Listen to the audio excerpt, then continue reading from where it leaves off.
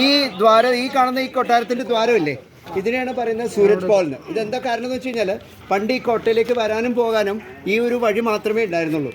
ഈ 7th സെഞ്ച്വറിയിൽ റാണ പ്രതാപ് സിംഗ് പണിത ഒരു ദ്വാരം കോട്ടയാണിത്.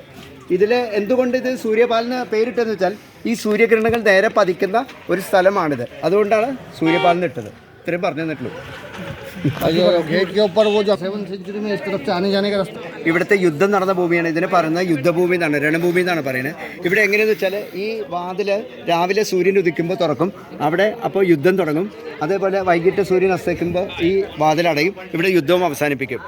ഇതാണ് ചരിത്രം. ഇതേപോലെ തന്നെ ഇപ്പോഴും സൂര്യൻ ഉദിക്കുമ്പോൾ ഇത് തുറക്കുകയും അസ്തമിക്കുമ്പോൾ ഇത് അടയ്ക്കുകയും ചെയ്യുന്ന ഒരു പ്രാകൃതം തന്നെയാണ് ഇപ്പോഴും കാണുന്നത്. അതേപോലെ നമ്മൾ ആ വശത്ത് കാണുന്നത് കുംഭകർണ മലയാണ്. അവിടെയാണ് മുഗൾ രാജാക്കന്മാർ വന്നിട്ട് നമ്മുടെ രാജാവിനെ ആക്രമിച്ചത്. ആ ആക്രമിക്കുമ്പോൾ അവിടെ കുംഭകർണ മല എന്ന് പറയുന്നത്, അവിടെ കുംഭകർണൻ, നമ്മുടെ രാവണൻ്റെ അനിയനായ കുംഭകർണൻ്റെ ആ ഒരു മലയാണെന്നാണ് പറയുന്നത്. അദ്ദേഹത്തിൻ്റെ ഷേപ്പിൽ തന്നെയാണ് ആ മലയുള്ളത്. അങ്ങേര് 6 മാസം ഉറങ്ങുകയും 6 മാസം എഴുതിയിരിക്കുകയും ചെയ്യുന്ന ഒരു രാജാവായിരുന്നു. അതേപോലെ ഇതിൻ്റെ മലകളുടെ നടുക്ക് ഒരുപാട് ആയുർവേദ ചെടികളുണ്ട്, നല്ല ചെടികളുണ്ട്.